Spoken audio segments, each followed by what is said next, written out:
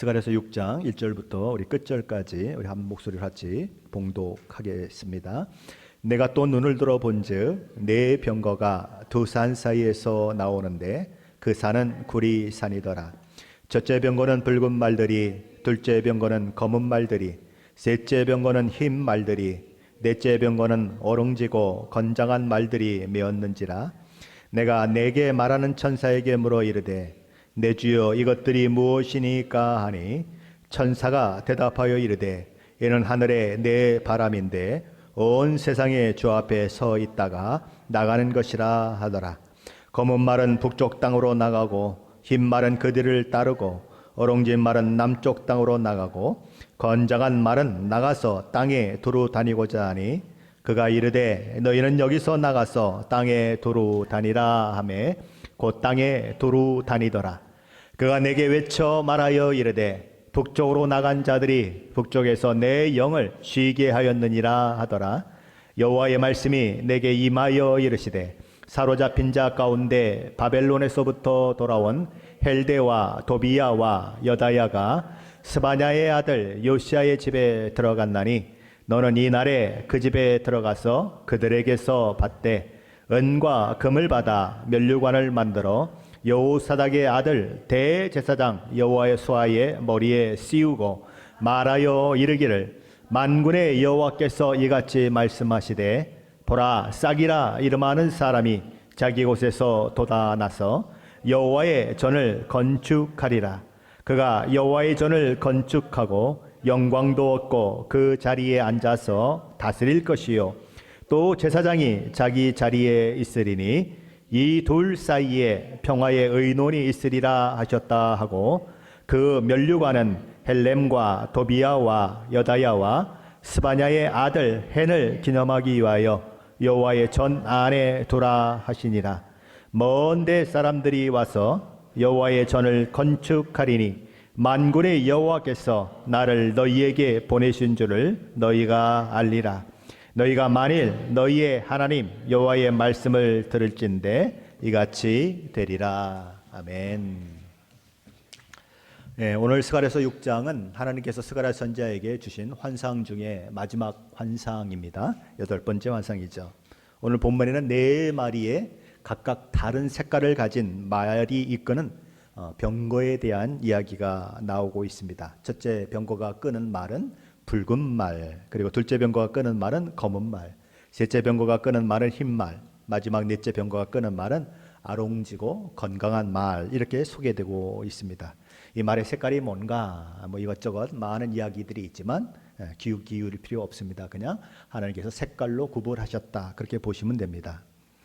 우리는 이미 스가랴서 1장을 통해서 여호와 하나님의 신부름꾼 역할을 했던 네 마리의 말에 대한 첫 번째 환상을 살펴본 적이 있습니다. 첫 번째 환상에서도 보면 붉은 말을 타고 화석류 사이에 선자가 등장하고 그 뒤에 붉은 말을 탄 사람, 자줏빛 말을 탄 사람, 또 백말을 탄 사람들이 등장하죠.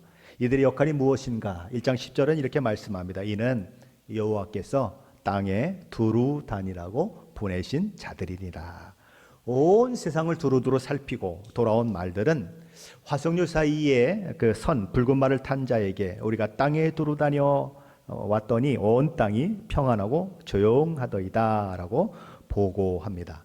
그런 후에 이제 화석류 사이에 선 붉은 말을 탄 여호와의 천사가 하나님께 이렇게 묻는 질문이 나오죠. 만군의 여호와여, 여호와께서 언제까지 예루살렘과 유다 성읍들을 불쌍히 여기지 아니하시려 하나이까? 이를 노하신 지 70년이 되었나이다. 이렇게 말을 하죠. 만군의 여호와여, 여호와께서 언제까지 예루살렘과 유다 성읍들을 불쌍히 여기지 아니하시려나이까? 라고 하는 이 질문은 오고 오는 세대를 살았던 여러 신앙인들이 하나님 앞에서 외쳤던 고통의 외침의 소리입니다.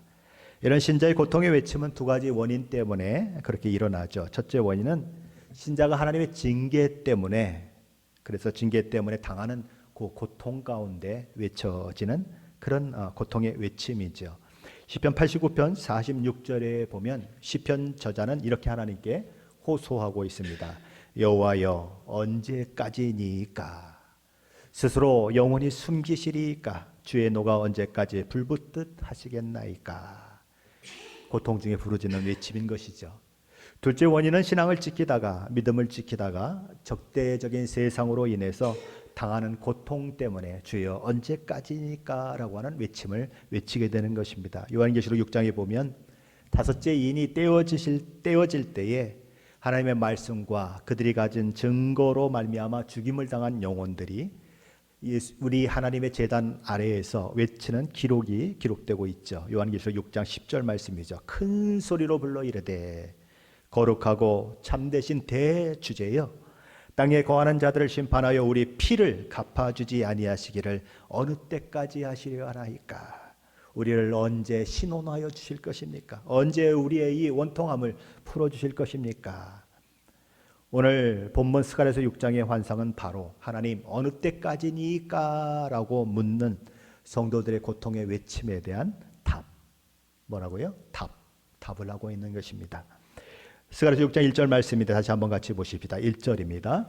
내가 또 눈을 들어 본즉 내 병거가 두 산 사이에 나오는데 그 산은 구리산이더라. 스가랴 선지자가 본 것은 각기 다른 색깔의 네 병거가 네 말이 끄는 병거가 두 개의 구리로 된 산에서 나오는 환상이었습니다. 네 대의 병거가 사명을 감당하기 위해서 나오는 지점이 어디였는가? 두 개의 구리산 사이였다는 거죠. 자, 그렇다면 구리산은 무엇을 상징하는 것일까요? 성경에 보면 구리산은 또는 놋과 구리가 같이 사용이 됩니다. 그러니까 히브리어 원어로는 똑같은 단어인데 어떤 곳에서는 구리로 번역이 되고 놋이라고 번역이 됩니다. 그래서 이제 제가 좀 몇 가지를 찾아볼 텐데 놋이라고 이야기한 것, 구리라고 이야기한 것 다 같은 말인 것입니다. 자, 놋이라고 번역하기도 하고 구리라도 번역됐는데 보통 하나님의 형상을 묘사할 때 또는 천상적 존재를 묘사할 때에 특별히 그 존재의 다리 부분, 다리는 어떤 부분입니까? 사람이 걸어가거나 아니면 무언가를 짓밟거나 할 때 쓰는 아주 그렇게 그런 역할을 하는 것이 다리지 않습니까? 바로 그 다리의 강함, 다리의 그 강력함을 표시하기 위해서 놋 혹은 구리라 이렇게 칭하고 있습니다. 에스겔서 1장 7절에 보면 하나님의 보좌를 모시고 다니는 네 생물에 대한 이야기가 나오는데 이렇게 언급이 되고 있습니다. 그들의 다리는 곧은 다리요 그들의 발바닥은 송아지 발바닥 같고 광낸 구리같이 빛나며, 여기 광낸 구리같이 빛난다, 광낸 놋같이 빛난다 같은 말인 것입니다. 다니엘서 10장에 보면 인자라고 하는 분이 나오죠. 미래에 오실 메시아 예수 그리스도의 형상을 가진 분이 거기 나오는데 그때에 내가 눈을 들어 바라본즉 한 사람이 세마포 옷을 입었고 허리에는 우바스 순금띠를 띠었더라. 또 그의 몸은 황옥 같고 그의 얼굴은 번갯빛 같고 그의 눈은 횃불 같고 그의 팔과 발은 빛난 놋과 같고 그의 말소리는 무리의 소리와 같더라. 여기 보면 그의 팔과 발은 놋과 같고 라고 표현되어 있는데 그의 팔과 발은 빛난 구리와 같고 똑같은 이야기입니다. 요한계시록 1장 15절에 보면 우리 주님의 형상이 묘사되고 있습니다. 그의 발은 풀무불에 단련한 빛난 주석 같다라고 이야기합니다. 여기 주석이라고 하는 이 말은 어떤 의미냐면 불타는 것처럼 빛나는 구리라고 하는 그런 뜻을 가지고 있습니다. 그러니까 다 같은 말인 것입니다. 그렇게 발, 다리 이런 것들을 표시할 때에 구리, 놋 이렇게 표현을 하죠. 자, 그리고 이제 솔로몬 성전에 보면 양쪽에 큰 기둥이 있죠. 이건 뭘 지탱하는 기둥이 아니라 이게 그냥 어떤 기념물로 세워진 기둥이 있는 것입니다. 보아스와 야긴이라고 하는 그런 기둥이죠. 바로 그 기둥이 뭘로 되어 있냐면 놋, 또 다른 말로 하면 이 동으로 되어 있습니다. 구리로 되어 있습니다. 이 모든 것을 종합해 볼 때에 구리산에서 네 병거가 나왔다고 하는 것은 이 네 병거가 하나님께서 임재하고 계신 하늘의 성전으로부터 나온 것이다 라고 우리는 이제 결론을 내릴 수 있는 것입니다. 그러면 병거는 무엇일까요? 병거는 고대 사회에서 전쟁터에서 주로 그렇게 사용되던 그런 전쟁 도구죠. 그래서 이 사사기나 이런 데 보면 그들은 병거가 있다. 그래서 이스라엘 백성들이 그것을 뺏지 못했다. 그런 이야기들이 나오는 것처럼 병거는 그 한 나라의 엄청난 그 군대의 힘을 상징하는 그런 것입니다. 바로 이런 그런 것이죠. 그런데 이 병거가 몇 개였냐면 넷이었다. 근데 이 스가랴서에 보면 넷이라고 하는 단어가 굉장히 많이 나옵니다. 그렇죠? 처음에 화석류 사이에 선 그 말을 탄 사람들도 네 사람이 나오죠. 또 뭐 대장장이도 뭐 네 뿔도 나오고 네 대장장이도 나오고 막 이렇게 넷이라고 하는 말이 굉장히 많이 나오는데 넷은 동서남북 사방을 가리키는 말인 것입니다. 다시 말해서 모든 지역 온 세상을 가리키는 말인 것입니다. 그러므로 두 개의 구리 산 사이에서 네 대의 병거가 나왔다고 하는 것은 지상에 거하는 하나님의 임재가 아니라 하나님께서 온 세상을 심판하시기 위해서 당신의 군대를 보내셨다는 그런 의미인 것입니다. 스가랴서 2장 13절에 보면 모든 육체가 여호와 앞에서 잠잠할 것은 여호와께서 그의 거룩한 처소에서 일어나심이니라 라고 말씀하고 있는데 바로 그 일이 지금 일어나고 있다는 거죠. 스가랴 선지자는 이 환상을 보고 그 환상이 뭔지를 깨닫지 못합니다. 그래서 천사에게 묻죠. 내 주여 이것이 무엇이니까? 그래서 천사가 이렇게 대답합니다. 이는 하늘의 네 바람인데 온 세상에 주 앞에 서 있다가 나가는 것이라 하더라. 여기 네 바람, 이 바람이라고 하는 것은 루하우라고 그러는데 루하우는 영, 또 이런 것들을 가리킬 때 성령 가리킬 때도 그렇게 가리키는 것들입니다. 그래서 스피릿이라고 이 영어 성경은 그렇게 해석을 하고 있죠. 번역을 하고 있죠. 바로 천사는 이 네 개의 병거가 네 바람이다라고 이야기합니다. 네 영이다라고 말합니다. 하늘의 모든 영들이다 그런 말이죠. 그러므로 이 말씀은 우리 하나님께서 온 우주 만물의 통치자이신데 여기 보면 온 세상의 주 앞에 서 있다가 나가는 것이다 이렇게 되어 있지 않습니까? 그러니까 우리 주님은 우리 하나님은 온 우주 만물의 통치자이신데 그 앞에 서 있다가 하나님께서 그들에게 주신 온 세상을 심판하라는 명령을 시행하기 위해서 이 네 말이 이끄는 병거가 지금 나아가고 있는 것입니다. 그런 의미에서 이 네 병거는 진노의 병거다라고 이야기할 수 있습니다. 네 병거가 할 일은 뭐냐면 주의 날, 여호와의 날에 여호와께서 행하신 심판을 행하는 것입니다. 자, 첫 번째 환상에서 세상에 일어나는 모든 일들에 대해서 하나님께 보고하는 네 말을 탄 자의 이야기가 기록되었습니다. 그렇죠? 그리고 이제 뭐 두 번째 환상이 나오고 세 번째 환상, 네 번째, 다섯 번째, 여섯 번째, 일곱 번째 환상이 나오죠. 일곱 번째 환상이 뭐였죠? 에바에 담겨서 그렇게 악이라고 불리는 여인이 이제 이 북쪽 바벨론 쪽으로 그렇게 옮겨지는 그런 것 환상을 보았죠. 그리고 이제 이 여덟 번째 환상에서 다시 세상을 심판하시는 그 하나님의 놀라운 일들이 기록되고 있는 것입니다. 그리고 그 사이에 여러 가지 환상 중에 어떤 일들이 있죠. 하나님의 명령, 하나님께 주신 그 일들에 순종하는 그런 사람들이 나오고 여호수아나 이 스룹바벨 같은 사람들이 나오고 하나님께서 그들에게 힘과 용기를 불어넣어 주셔서 그 일들을 하나님께서 주신 사명들을 감당하게 하는 그런 일들이 나오는 것입니다. 그렇죠? 하나님께 모든 세상의 것들이 다 올려지고 그렇죠? 알려지고 하는 일들이 첫 번째 환상에서 나타나고 그 다음에 이제 마지막 환상에서는 하나님께서 마지막 심판을 하시는 그런 모습이 나타나는 그런 것들이 이제 이렇게 환상으로 계속 구성이 되고 있는 것입니다. 무엇을 얘기하겠습니까? 하나님께서는 저와 여러분 개인에게도 그렇게 하신다는 거죠. 어떻게 하십니까? 저와 여러분 개인에게 일어나는 모든 사건, 모든 일들 하나님께 다 보고해서 올려진다. 다시 말해서 하나님이 모르시는 것은 없다. 그런 얘기를 하는 것입니다. 또한 하나님께서는 저와 여러분의 삶 속에 간섭하신다. 저와 여러분의 삶 속에 또한 사명을 주신다. 그리고 그 사명을 감당하도록 하나님께서 우리에게 역사하신다. 이 환상을 통해서 우리에게 보여주고 있는 것입니다. 그리고 마지막에는 저와 여러분을 궁극적인 구원의 자리로 승리의 자리로 이끌 것이다. 언제요? 세상을 심판하시는 그날, 우리 주 예수 그리스도 이 땅에 오시는 그날 그 일들이 이루어질 것이다. 세상 사람들에게는 환난이고 곤고고 어려움이지만 우리는 구원을 받는 때이기 때문에 그때가 되면 어떻게 하라고요? 고개를 들어라 라고 이렇게 이야기가 되고 있는 것입니다.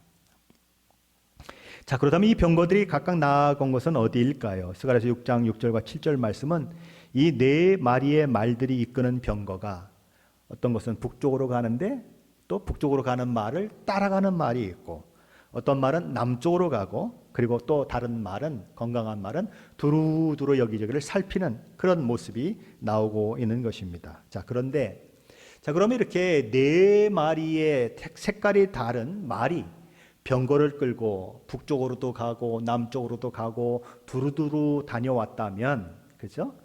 그렇게 다녀온 말들이, 그 말을 이제 뭐 병거 탄 사람이 있겠죠. 여기 뭐 사람이라는 데 이야기가 안 나오지만 사람이 있겠죠. 그걸 이제 병거가 그냥 혼자 움직이지는 않겠죠. 나온 사람이 있다고 하면, 그럼 북쪽으로 간 사람은 북쪽에 대한 이야기를 해야 되고, 남쪽으로 간 사람은 남쪽에서 무슨 일이 일어났는지 이야기를 해야 되고, 그렇죠? 그리고 뭐 두루두루 다닌 사람은 두루두루 다닌 이야기를 해야 될 텐데, 성경에는 그렇게 이야기를 하지 않고 있어요. 우리 8절 말씀에 한번 같이 보십시다. 8절 말씀 같이 읽어봅니다.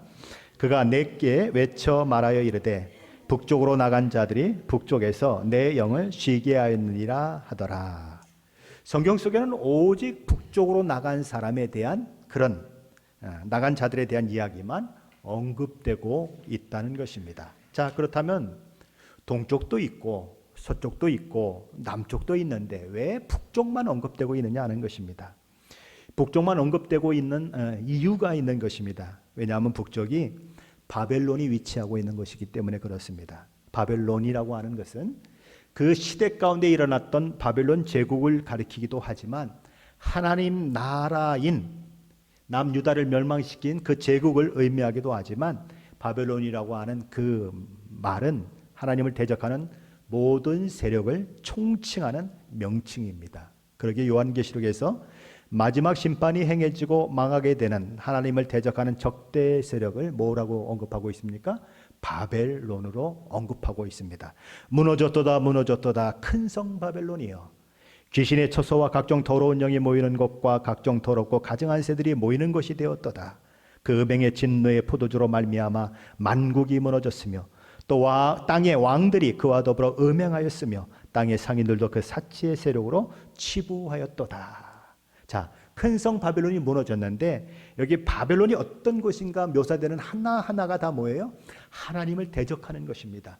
하나님을 섬기는 그것과 완전히 반대되는 하나님이 싫어하는 일만 여기 기록되고 있는 거죠. 그래서 이 바벨론은 하나님을 대적하는 세력을 상징하는 것입니다. 그래서 북쪽만 언급되고 있는 것입니다. 왜요? 마지막 시대에 임할 하나님의 심판과 관련이 있기 때문에 북쪽만 언급이 되고 있는 것이고, 바로 그곳에서 북쪽으로 나간 자들이 내 영을 쉬게 했다라고 하나님은 말씀하고 있는 것입니다. 내 영을 쉬게 했다. 나에게 쉼을 주었다. 마치 하나님께서 천지를 창조하시고 이제 7번째 날에 안식하신 것처럼 내게 안식을 주었다, 그런 얘기입니다. 그렇다면 하나님께서 지금 마지막 심판과 관련돼서 이 얘기를 하고 있는데 내게 쉼을 주었다라고 말씀하신다고 하는 것은 무엇을 의미할까요? 이미 심판이 다 완료되었다, 그 얘기입니다. 거룩한 전쟁은 종료되었다. 하나님께서 종국적인 승리를 누리시고 하나님 나라를 완료하셨다, 그런 얘기를 하는 것입니다. 하나님께서 적대적인 모든 세력을 다 제거하셨다. 사탄도 그의 추동자들도 적그리스도도 거짓 선지자도 다 불못에 던져졌다. 죄의 삭시로 말미암아 인류가 맞닥뜨린 죽음, 사망까지도 이제 불못에 던져졌다. 모든 것이 완료되었다. 하나님의 구원 계획이 다 이루어졌다. 하나님의 우주적 통치로 인해서 진정한 평화가 이 땅에 도래했고 하나님 나라가 완성되었다, 그 얘기를 하는 것입니다. 그런데 이런 환상 이후에 하나님의 말씀이 다시 스가랴 선지자에게 임합니다. 하나님께서 스가랴 선지자에게 포로 생활에서 돌아온 몇몇 사람들로부터 귀중품들을 취하여서 금과 은으로 만들어진 면류관을 만들어라. 그리고 대제사장 여호수아에게 씌우라, 이렇게 말하는 것입니다. 오늘 보면 스가랴서 6장 10절과 11절 말씀인데 우리 한번 같이 읽어봅니다. 10절 11절입니다. 사로잡힌 자 가운데 바벨론으로부터 돌아온 헬데와 도비야와 여다야와 스바냐의 아들 요시야의 집에 들어갔나니 너는 이날에 그 집에 들어가서 그들에게서 받되 은과 금을 받아 면류관을 만들어 여호사닥의 아들 대제사장 여호수아의 머리에 씌우고. 자, 근데 이 금과 은으로 면류관을 만들어서 누구에게 씌우라고 얘기가 되고 있죠? 대제사장 여호수아에게 씌우라고 그렇게 얘기가 되고 있는데, 이 명령은 우리의 상식을 벗어나는 명령인 것입니다. 왜냐하면 금과 은으로 만든 왕관은 대제사장이 쓰는 것이 아니라 사실은 누가 써야 합니까? 왕이 써야 하는 것입니다. 그런데 하나님께서는 그 면류관을 대제사장 여호수아의 머리에 씌우라고 하고 있는 것입니다. 우리의 기본적인 상식과 맞지 않는 일이 여기 일어나고 있다는 것입니다. 그렇다면 그것이 의미하는 바가 무엇일까요? 오늘 보면 12절로 14절에 보면 그 의미가 이렇게 나타나고 있는데, 우리 12절로 14절까지 말씀 한 목소리 같이 봉독합니다. 말하여 이르기를 만군의 여호와께서 이같이 말씀하시되 보라, 싹이라 이름하는 사람이 자기 곳에서 돋아나서 여호와의 전을 건축하리라.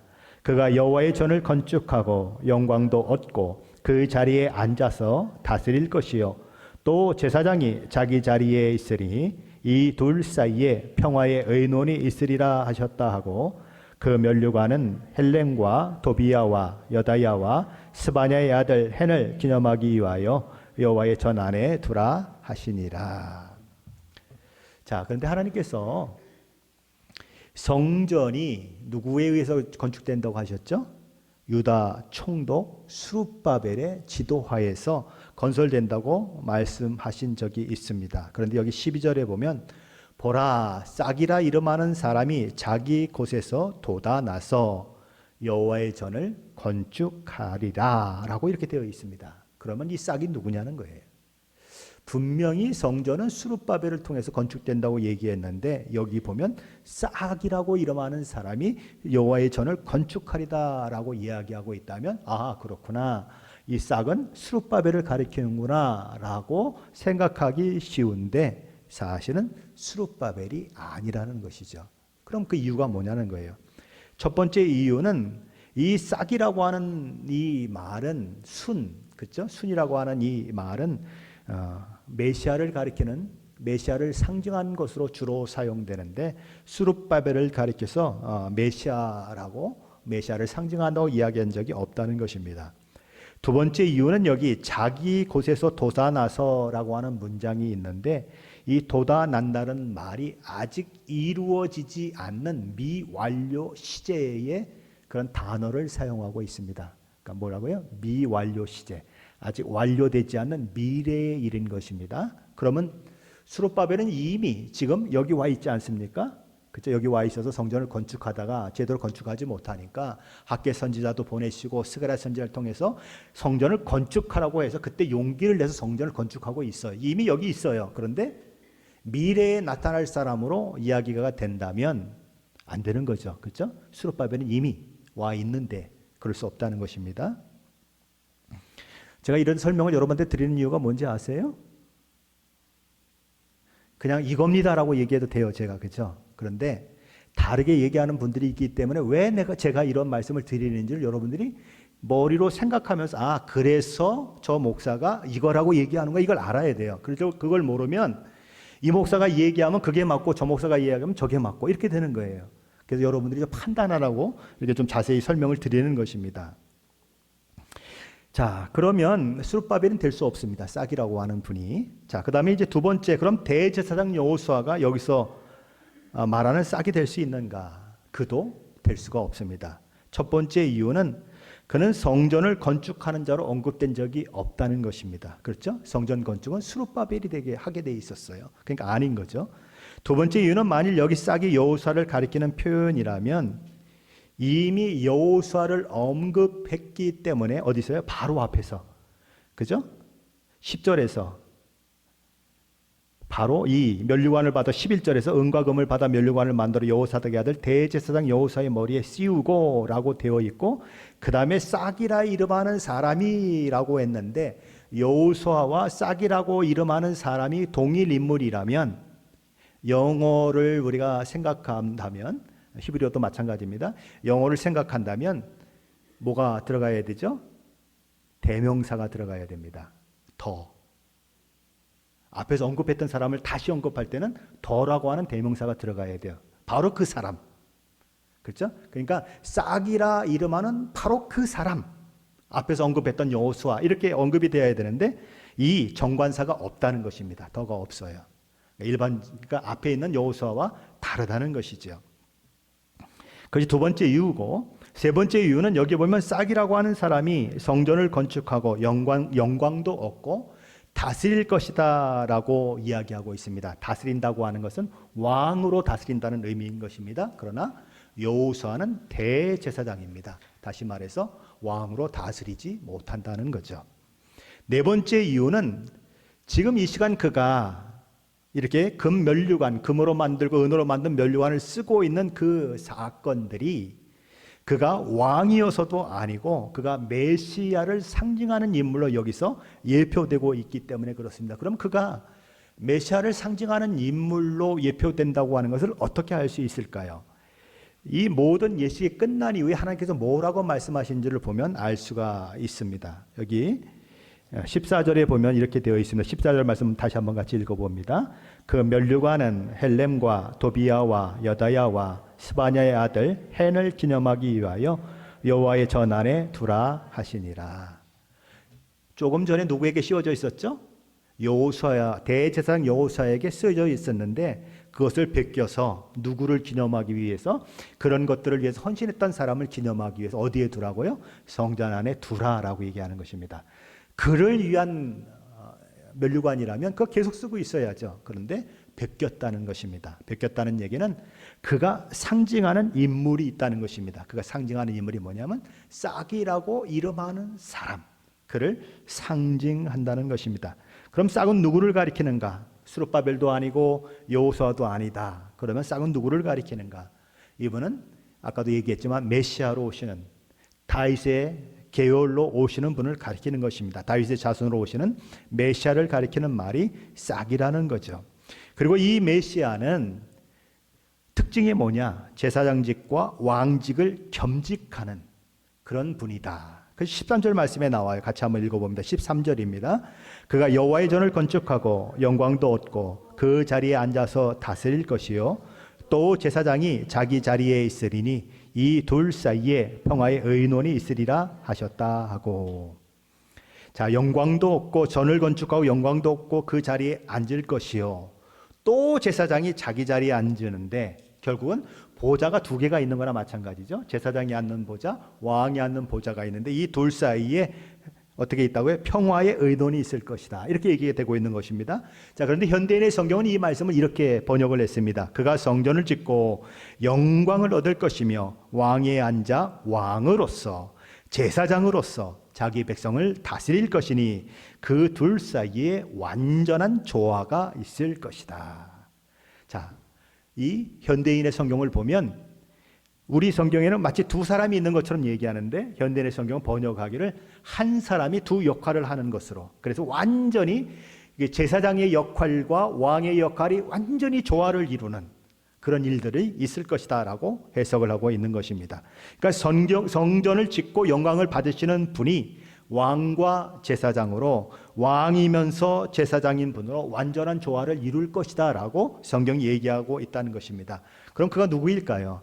우리 주 예수 그리스도를 말씀하는 것입니다. 히브리서 저자는 히브리서 7장에서 우리 주님이 멜기세덱의 반차를 따른 분이다 라고 이야기합니다. 멜기세덱, 이 땅에는 제사장이 있었죠. 제사장은 레위 지파, 특별히 아론의 자손 중에서 제사장이 이렇게 만들어지는데, 우리 주님께서 이 땅의 제사장이었다면, 이 땅의 대제사장이었다면 반드시 어느 지파에서 태어나셔야 합니까? 레위 지파에서 아론의 자손으로 태어나셔야 하는 거죠. 그런데 우리 주님은 아론의 자손에서, 레위의 자손 중에서 태어난 것이 아니라 유다 자손에서 태어나셨습니다. 그렇죠? 그럼 이 땅에서 우리 주님은 제사장이 될 수가 없는 분이에요.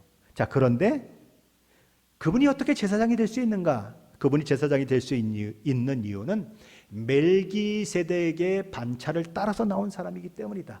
멜기세덱과 동일한 그런 자격을 갖춘 분이기 때문이다라고 얘기하는 것입니다. 그럼 멜기세덱은 어떤 사람이었냐? 히브리서 7장 1절 말씀은 이렇게 얘기합니다. 이 멜기세덱은 살렘 왕이요 지극히 높으신 하나님의 제사장이라. 자, 멜기세덱이 뭐라고요? 첫째는 왕이고 제사장이다.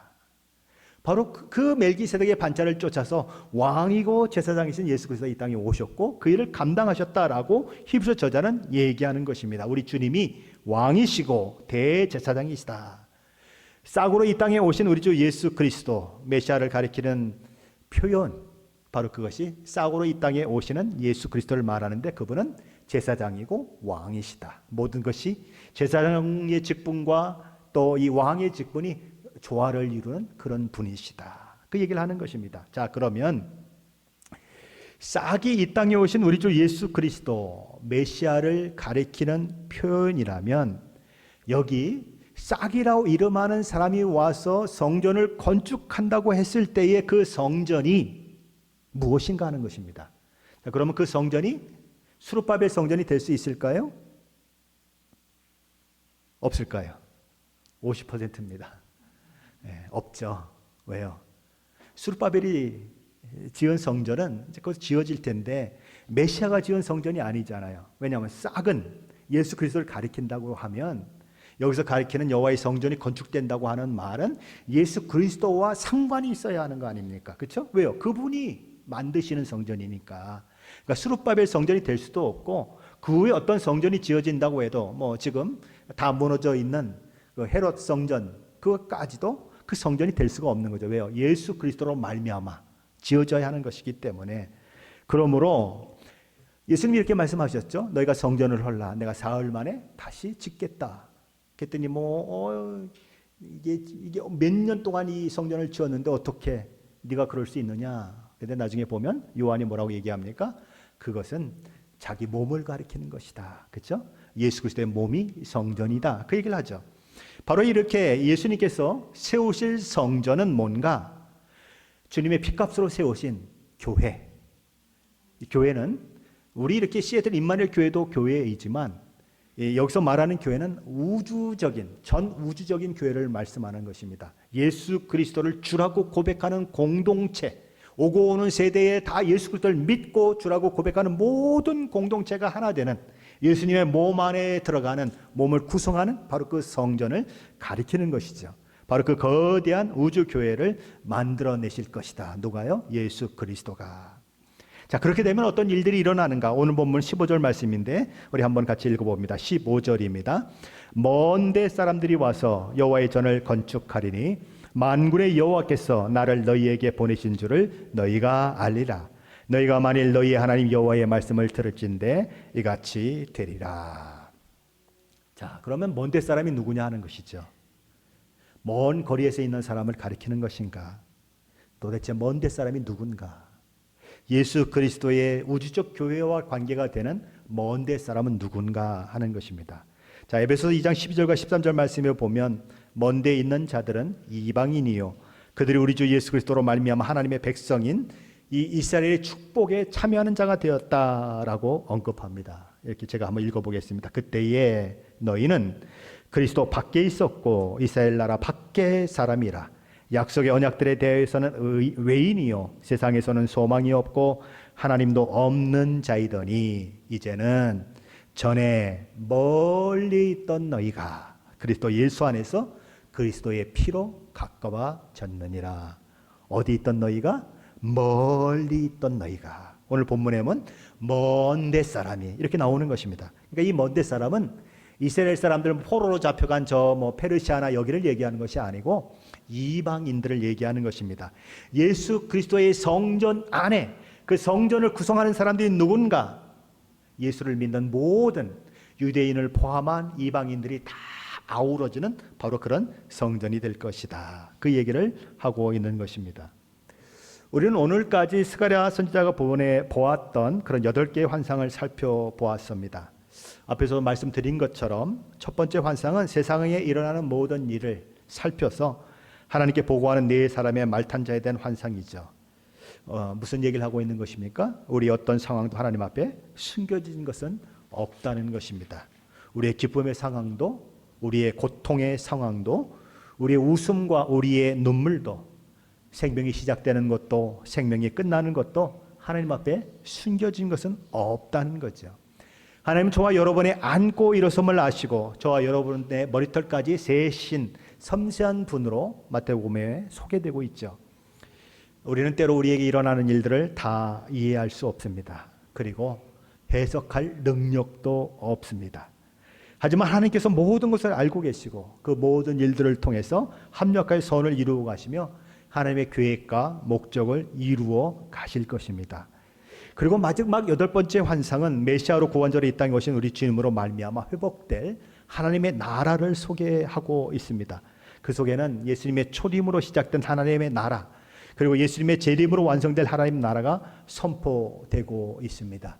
예수님 오시기 약 520년 전에 하나님께서는 스가랴 선지자의 예언 속에서 우리 주님의 오심과 그분으로 인해서 성취될 구원, 그리고 종국적인 구원의 완성을 우리에게 설명해 주고 있습니다. 하나님께서는 어떤 분이실까요? 세상을 창조해 놓으시고 세상이 자기 멋대로 굴러가도록 내버려 두시는 분이 아니십니다. 구체적으로 인류 역사 가운데 개입해 들어오시고 구체적으로 저와 여러분의 삶의 현장을 찾아오시는 분이십니다. 그 일을 가장 잘 보여주는 사건이 십자가 사건이고 성육신 사건인 것입니다.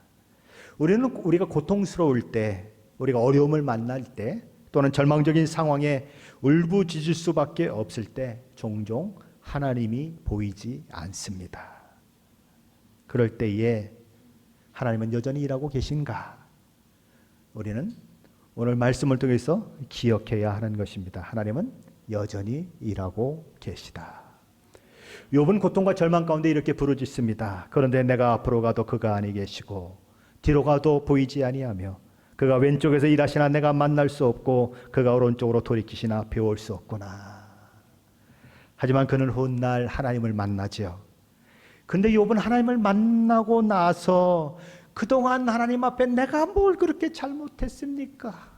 하나님을 법정에 세워서 내가 한번 변론을 하고 싶습니다라고 이야기했던 욥이 입을 탁 다물어 버립니다. 아무 불만을 얘기하지 않아요. 그러면서 뭐라고 얘기합니까? 욥기 42장 5절 6절 욥의 마지막 말입니다. 그는 이렇게 말해요. 내가 주께 대하여 귀로 듣기만 하였사오나 이제는 눈으로 주를 배웠나이다. 그러므로 내가 스스로 거두어드리고 티끌과 재 가운데서 회개하나이다. 하나님을 만나고 나니까 할 말이 없어졌습니다. 하나님이 다 보고 계셨구나. 하나님이 다 알고 계셨구나.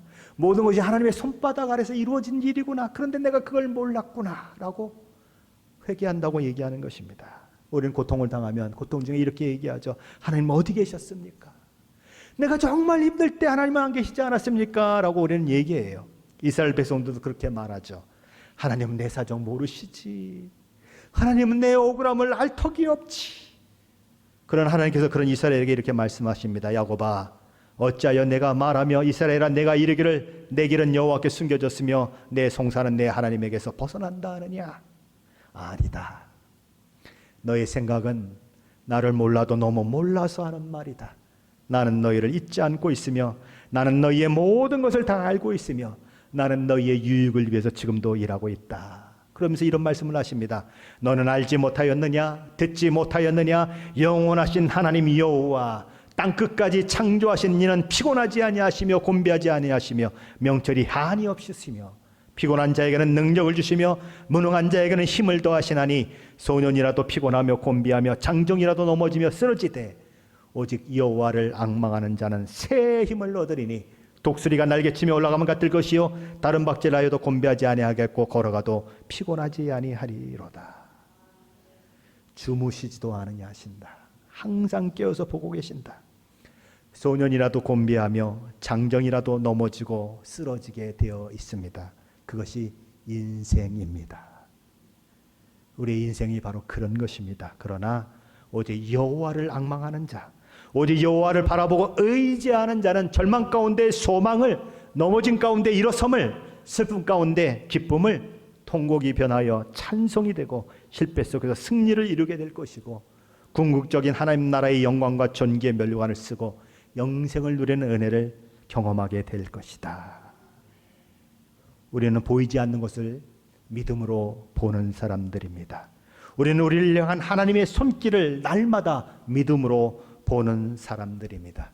이 스가랴서를 통해서 첫 번째 환상부터 여덟 번째 환상 가운데 보여주고 있는 것이 바로 그것입니다.